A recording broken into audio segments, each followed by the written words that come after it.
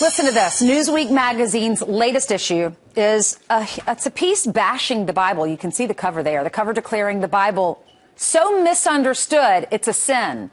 The article starts out saying, quote, they fall on their knees worshiping at the base of granite monuments to the Ten Commandments while demanding prayer in school. They gather in football stadiums by the thousands to pray for the country's salvation.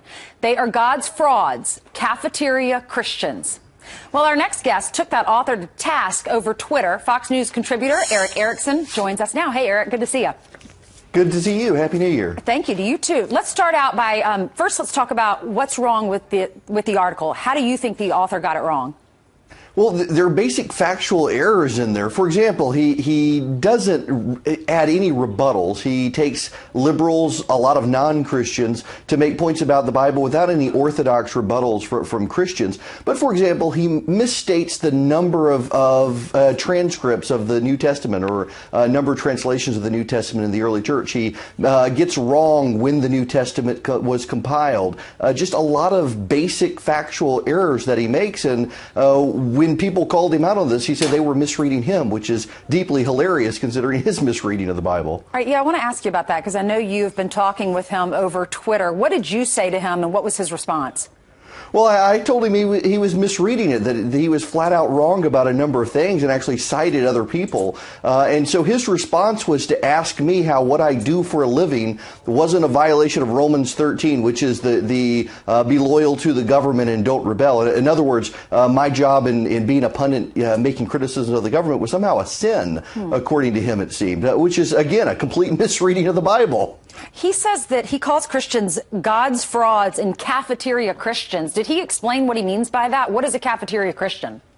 Yeah, people who think they know what the Bible says and they really don't. And basically what he did is he took, as one example, the various Gospels of Matthew, Mark, and Luke. And well, some of them talk about Jesus being born in a manger. Mark doesn't talk about his birth at all. So somehow they were different accounts as opposed to the Orthodox Christian view. They were writing to different audiences and leaving out facts already known and in position. You know, by the way, it's deeply ironic, I think, that a magazine that couldn't keep itself in print is lashing out against the book most widely printed in human history. That's interesting. You talk about the factual errors. Let me read you this. This is part of the article so that folks at home can hear this. Complete factual error here. No television preacher has ever read the Bible. Neither has any evangelical politician. Neither has the Pope. Neither have I, and neither have you. At best, we've all read a bad translation, a translation of translations of translations of hand-copied copies. What's your reaction?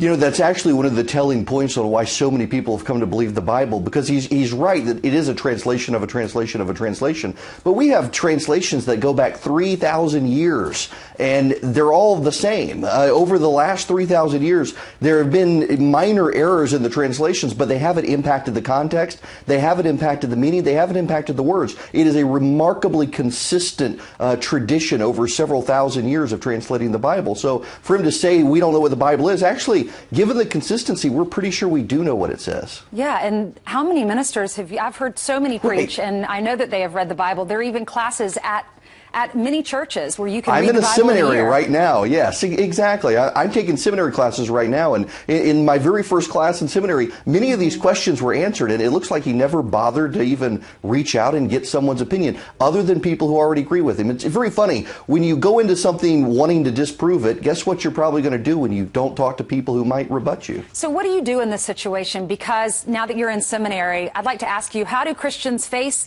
people who don't believe in God in the new year? What's some advice? Because you don't want to turn them away from God, but how do you love them? And how do you have honest conversations with them? Well, no anger. At the same time, keep in mind Christ's statement about pearls before swine. There are some people who just don't want to know. They want to disregard and undermine the faith. And I get the sense from this Newsweek article that this wasn't written to honestly engage Christians. It was written to buttress those who have turned against the church and don't like Christians and want to give them ammunition. So I would say my lesson to pastors and to people in churches, you need to actually understand the facts of your faith. Not just going into church on Sunday and hearing a message from the Bible, but you need to begin to understand, how is the Bible composed? Where did it come from? Who wrote it? And why are these seemingly contradictory things not contradictory? There are easy answers to those questions. We, as Christians, should learn them. All right. Thank you so much. Good to see you, Eric. Happy New Year. Thank you. Happy New Year. Thanks.